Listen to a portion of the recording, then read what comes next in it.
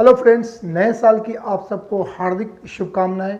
ये नया साल आप सबके जीवन में सुख, शांति और समृद्धि लेके आए। इससे पहले मैंने दो जो फिल्म मेकिंग का जो 3 स्टेज मैंने बताया था, जिसमें प्री प्रोडक्शन, प्रोडक्शन और पोस्ट प्रोडक्शन, दो के बारे में मैंने पहले ही मेंशन किया है। प्री प्रोडक्शन और प्रोडक्शन के बारे में मैंने पहले बताया है वीडियो बना के, और ये आज जो हम बात करेंगे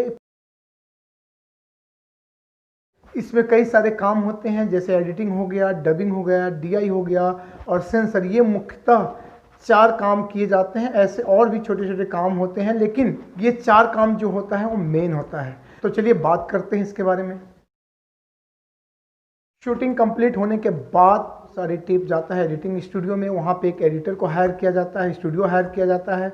वहाँ पे जो भी डायरेक्टर होते हैं, उनके असिस्टेंट डायरेक्टर होते हैं, वो सारे लोग जो भी शूट होता है वो फुटेज लेके जाते हैं। वहाँ पे जो एडिटर होता है वो सारे फुटेज को कन्वर्ट करता है। पहले जो होता था, जब नेगेटिव पे शूटिंग किया जाता था, उस समय टेलीसीने किया जाता था। उसके बाद बीटा रिकॉर्डर मंगा के उसे हम ग्रैब करते थे, फिर ऑडियो नागरा मंगा के हम ग्रैब करते थे। ऑडियो और वीडियो दोनों अलग होता था, फिर हम दोनों को सिंक करते थे, उसके बाद एडिटिंग स्टार्ट होती थी। लेकिन अब ऐसा नहीं है, और इसके बारे में मैंने पूरे डिटेल से वीडियो बनाया, आप आई बटन पे जाके देख सकते हो। इस पर मैंने एडिटिंग का पूरा प्रोसेस मैंने पूरे डिटेल्स में बताया है। आज हम बात करेंगे कि अभी तो डिजिटल सब कुछ हो गया है, तो अभी सिंपल जब शूटिंग कंप्लीट होती है तो आपका जो हार्ड डिस्क होता है, उस हार्ड डिस्क को लेके डायरेक्टर और असिस्टेंट डायरेक्टर जो होते हैं वे लोग स्टूडियो में जाते हैं। वहाँ एडिटर सारे फुटेज को मशीन में कैप्चर करता है, कैप्चर करने के बाद उसे कन्वर्ट करता है। कन्वर्ट करने के बाद एडिटिंग स्टार्ट होती है। एडिटिंग का जो टाइमिंग होता है, इसका कोई लिमिटेशन नहीं है। जितना लेंथ होगा, जितनी बड़ी लेंथ होगी, जितना फुटेज आपने शूट किया है, उसके अकॉर्डिंग आपको टाइम लग सकता है। लेकिन एवरेज 15 से 20 दिन, मैक्स टू मैक्स 1 महीने तक की एडिटिंग का प्रोसेस होता है। बहुत सारी फिल्मों का 15 दिन में भी हो जाता है, कोई 20 दिन, कोई 25 दिन। तो एवरेज हम 1 महीने का टारगेट लेके चलते हैं कि 1 महीना तक एडिटिंग का प्रोसेस होता है। इस दरमियान एडिटिंग में बहुत सारे काम किए जाते हैं। जो भी हमारा फुटेज होता है, जो हम शूट किए होते हैं, उसे प्रॉपर सजाया जाता है। जो हमारा एनजी शॉट होता है उसे एडिटर निकालता है। जो हमारा ओके शॉट होता है उसे सारे को ऐड करता है, और एक सीन क्रिएट किया जाता है। सीन 1, 2 करके जितने भी सीन्स होते हैं उन सबको एडिटर करता है। वो भी डायरेक्टर के इंस्ट्रक्शन होता है पीछे से। डायरेक्टर उसे जिस तरीके से इंस्ट्रक्ट करता है, हालांकि एडिटर अपने से भी एडिट कर देता है, अगर अच्छा एडिटर है तो अच्छे से एडिट कर देता है, लेकिन फाइनली उसे तब तक फाइनल नहीं माना जाता है जब तक डायरेक्टर उसे देख नहीं लेता है। और बहुत सारे डायरेक्टर ऐसे भी होते हैं जो खुद बैठ के एडिटिंग करते भी है और करवाते भी है। तो इस तरीके से एडिटिंग का प्रोसेस कंप्लीट होता है। पूरी फिल्म को एडिट किया जाता है, सारे सीन को ऐड किए जाते हैं, और फिर उसके बाद एडिटिंग में पूरी फिल्म का लेंथ देखा जाता है।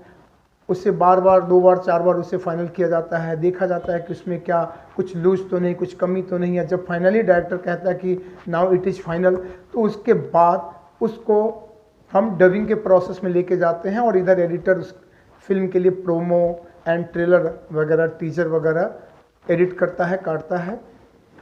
एडिटिंग का प्रोसेस यहाँ कंप्लीट हो जाता है। और इसके बारे में एडिटिंग कैसे होता है, क्या चार्ज होगा, कहाँ करना चाहिए, एडिटर का क्या चार्ज होगा, अगर इसके बारे में डिटेल से आपको जानना है तो आई बटन में जो मैंने बताया है उस पर पूरे डिटेल से वीडियो है, आप वहाँ पे जाके देख सकते हो।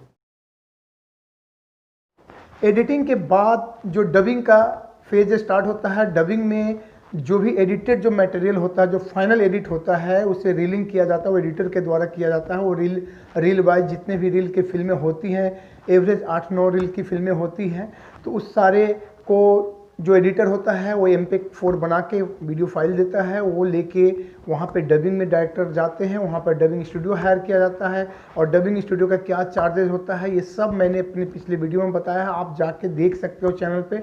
वैसे मैं एवरेज बता दूं कि जनरल जो मुंबई में अगर आप मुंबई में अगर आप डबिंग करते हो तो एवरेज 500, 600, 700, 1000 और 1500 भी है चार्जेस, लेकिन मिनिमम जो है 500 पर आवर आपको स्टूडियो का चार्ज पे करना पड़ता है। डबिंग में जो भी शूटिंग होता है, शूटिंग में जितने भी डायलॉग्स बोले गए होते हैं, उस सारे डायलॉग्स को वहाँ पे फिर से जो भी आर्टिस्ट होते हैं उन सब से फिर से उन्हें बोलना पड़ता है, फिर से उन्हें डब करना पड़ता है, ताकि जो भी नॉइज हो, एम्बियंस हो, वो सब हट जाता है और एक फाइनल साउंड आपको मिल जाता है, यानी कि वॉइस आपको मिल जाता है। फाइनल वॉइस आपको मिल जाता है जो आपका वीडियो है उसके साथ सिंक किया जाता है। और इसमें जनरली क्या होता है, एक फिल्म में बहुत सारे कैरेक्टर्स होते हैं। बहुत सारे लोग ये भी करते हैं कि जो मेन आर्टिस्ट हैं, जो लीडिंग है, उन सबको बुला के डबिंग करते हैं और बाकी जो छोटे छोटे कैरेक्टर्स होते हैं उनके लिए वो लोग डबिंग आर्टिस्ट को बुलाते हैं। ऐसे ऐसे डबिंग आर्टिस्ट है जो एक आर्टिस्ट कई तरह की आवाज़ निकाल सकते हैं और उन्हें डबिंग का प्रॉपर सेंस होता है, इमोशन क्या होता है, कैसे डबिंग करते हैं वो सब पता होता है। तो उनसे फिर वो लोग डबिंग करवाया जाता है, क्योंकि सारे एक एक कैरेक्टर को बुलाना भी पॉसिबल नहीं होता है जनरली। तो ज़्यादातर केसेस में ऐसा ही होता है कि जो लीडिंग आर्टिस्ट हैं उन सब से डब करवाया जाता है स्टूडियो में बुला कर, और बाकी एक दो डबर को बुलाया जाता है मेल फीमेल, और उनसे जो छोटे छोटे कैरेक्टर्स होते हैं उनके लिए डब करवाया जाता है। डबिंग के बाद जो फेज आता है उसका डीआई कहते हैं। तो डीआई में अपग्रेडिंग होता है, कलर ग्रेडिंग। जिसे डीआई का मतलब कलर ग्रेडिंग होता है। जब हम पहले भी होता था कि जो फिल्में होती थी उनका ग्रेडिंग किया जाता था, लेकिन अभी सब डिजिटल हो गया है। तो जो भी हमारा फुटेज होता है, जो ओरिजिनल फुटेज होता है, उसको हार्ड डिस्क में लेके, और जो एडिटेड फाइल होता है उस एडिटर एक आपको XML फाइल निकाल के देता है। उस फाइल को लेके और आपका जो भी रॉ मटेरियल होता है वो सारे लेके आप जहाँ ग्रेडिंग होती है उसके लिए स्टूडियो हायर किए जाते हैं। जो ग्रेड करते हैं, जो कि कलरिस्ट होते हैं, उनको हायर किया जाता है और उसके बाद वे लोग उसको अपने मशीन में लेते हैं और वहाँ पे XML फाइल ओपन करके फिर से वो रिकनेक्ट करते हैं सारे रॉ फुटेज से। सारे फुटेज को अपग्रेड करते हैं। अपग्रेड करने के बाद वो उनका ग्रेडिंग करते हैं, यानी कि कलर करेक्शन करते हैं प्रॉपर तरीके से। और ये अभी अनिवार्य है, आप इवन की रीजनल फिल्में भी है तो भी आपको ग्रेडिंग ज़रूरी है। अगर आप नहीं करेंगे तो जनरली जो डिस्ट्रीब्यूटर है वो लेते नहीं है फिल्म को। तो आपका कलर ग्रेडिंग किया जाता है। कलर ग्रेडिंग होने के बाद आपकी फिल्में का लुक ही चेंज हो जाता है, क्योंकि उसमें एक एक फ्रेम पे काम किया जाता है। सारे बैकग्राउंड से लेके जितने भी फ्रंट में आर्टिस्ट होते हैं उस सब पे एक एक जितने भी कलर कम्बिनेशन होते हैं सब पे ध्यान दिया जाता है। सब पे वो जो ग्रेड करते हैं वो एक एक करके सबको एनहांस करते हैं और एक बेहतरीन आपका लुक मिल जाता है बाद में जब ग्रेडिंग के बाद। डीआई की अगर हम चार्ज की बात करें तो इसका कोई फिक्स चार्ज नहीं है, लेकिन एवरेज अगर हम एक मिडिल बजट की फिल्म की अगर हम बात करें तो मिनिमम 70, 75, 1 लाख, 1.25 लाख और 1.5 लाख रुपये तक ग्रेडिंग का चार्ज हो सकता है। ये डिपेंड करता है और वेरी करता है कि आपका कैसा रिलेशन है, कैसा स्टूडियो है। इस पे भी काफ़ी डिपेंड करता है, कितनी फिल्म की लेंथ कितनी बड़ी है, इस सब पे भी डिपेंड करता है। ग्रेडिंग के बाद 2 फेज और बच जाता है। एडिटिंग, डबिंग, डीआई होने के बाद फिल्म को मिक्सिंग के लिए, क्योंकि जो भी फॉली वगैरह साउंड होता है वो सब लगाया जाता है। जैसे कुछ गिरने की आवाज़, गाड़ी चल रही तो उसकी आवाज़, बहुत सारे ऐसे जो आवाज़ होते हैं उसे फॉली साउंड कहते हैं। तो सारे फॉली को लगाया जाता है। वो सारे बैकग्राउंड म्यूजिक किया जाता है। जो म्यूजिक डायरेक्टर का काम होता है वो डायरेक्टर हायर करते हैं म्यूजिक डायरेक्टर अपने हिसाब से, और म्यूजिक डायरेक्टर बैकग्राउंड म्यूजिक बनाते हैं, जिसे BGM भी हम लोग कहते हैं। बैकग्राउंड म्यूजिक का काम किया जाता है। उसके बाद ये सब फाइनल होने के बाद इसी दरमियान फिल्म को सेंसर के लिए भेजा जाता है। सेंसर में भेजने के लिए आपको जो भी सेंसर करवाते हैं उनसे कांटेक्ट करना पड़ता है। वे लोग आपको सारे प्रोसेस बताते हैं। DCP फाइल वगैरह मांगते हैं वो लोग सेंसर में। वो फाइल बना के आपको पोस्टर मिनिमम 2 पोस्टर आपको फिल्म का बनाना होगा डिजाइन करके, और वो पोस्टर का भी सेंसर होता है। मिनिमम 2 पोस्टर का आपको सेंसर करना ही पड़ता है। पोस्टर का सेंसर होने के बाद और साथ में फिल्म को वहाँ पे सेंसर बोर्ड में देखा जाता है। अगर फिल्म में कुछ भी लगता है सेंसर बोर्ड को कि ये उचित नहीं है तो आपको वो सेंसर कट देते हैं। उसके बाद एडिटर जो भी कट आता है उसे एडिटर फिर काट के हटाया जाता है, और जो एप्रोप्रिएट नहीं होता है उसे एडिटर को काट के हटाना पड़ता है। वो डायरेक्टर को बताया जाता है कि ये सीन आपको या फिर ये डायलॉग आपको, ये खासकर डायलॉग वगैरह जो होता है या फिर कुछ ऐसे आपत्तिजनक डायलॉग हो या फिर आपत्तिजनक अगर कोई सीन पिक्चराइज किया गया है उसे सेंसर बोर्ड बोलता है इसे काट के लाइए। उसके बाद एडिटर उसको कट करता है और फाइनली सेंसर में फिर से भेजा जाता है। और सेंसर होने के बाद आपको वहाँ से एक सर्टिफिकेट दिया जाता है। उसमें भी कई तरह के सर्टिफिकेट होते हैं। यूए सर्टिफिकेट होता है, यू सर्टिफिकेट होता है, तो यूनिवर्सल होता है, अडल्ट होता है। जैसे कुछ फिल्में ऐसी होती है जिसमें कुछ ज़्यादा अडल्ट जो भी अंडर एज है वो नहीं देख सकते हैं, तो उसे ए सर्टिफिकेट भी मिल जाता है। लेकिन जनरली फिल्मों को यूए सर्टिफिकेट के लिए ही डायरेक्टर अप्रोच करता है, और जनरली उसमें ऐसा, अगर एक हिंदी फिल्म है, अच्छी फिल्म है, तो उसमें ऐसा कुछ होता भी नहीं है। तो सर्टिफिकेट उसमें तो सेंसर बोर्ड से सर्टिफिकेट मिल जाता है। और जो इस प्रोसेस में sensor, editing, dubbing, DI, editing मैंने जैसा आपको बताया 15-20 दिन, मैक्स टू मैक्स 1 महीना, आपको 15 दिन का, लगभग 15 दिन आपको डबिंग में चला जाता है। ये सब डिपेंड करता है कि आपकी फिल्म की लेंथ कितनी बड़ी है, कितने कैरेक्टर्स हैं।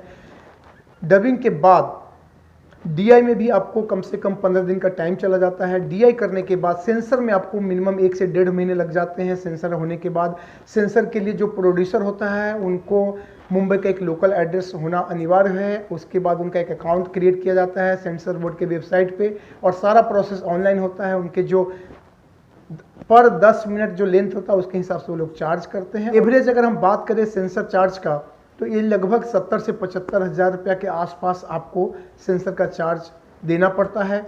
और हाँ, अगर आपने उसमें एनिमल्स को यूज किया है तो उसका अलग से आपको सर्टिफिकेट लेना पड़ता है।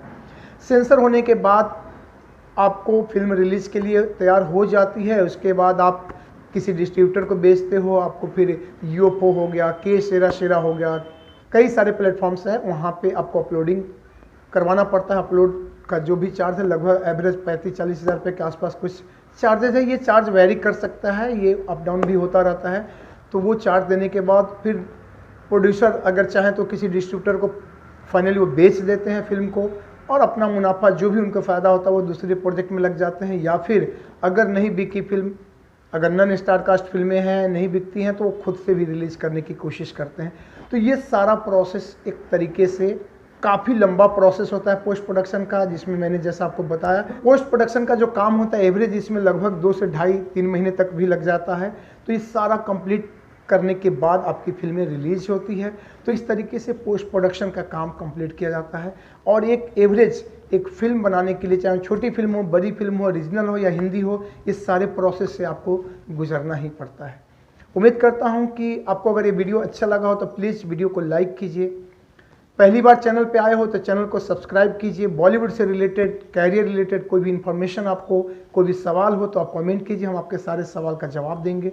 और हमें आप इंस्टाग्राम पे अगर जल्दी जवाब चाहते हो तो आप हमें इंस्टाग्राम पे भी फॉलो कर सकते हैं, ट्विटर, फेसबुक, किसी भी प्लेटफॉर्म पे आप अपने सवाल को कमेंट कीजिए, हम आपके सारे सवाल का जवाब देने की कोशिश करेंगे, चाहे वो वीडियो के माध्यम से हो या टेक्स्ट के माध्यम से हो। श्योर और सर्टेन हम आपके सारे सवाल का जवाब ज़रूर देंगे। तो चलिए मिलते हैं फिर एक नए वीडियो के साथ। तब तक के लिए आप सबका बहुत बहुत दिल से धन्यवाद। जय हिंद, जय भारत, धन्यवाद।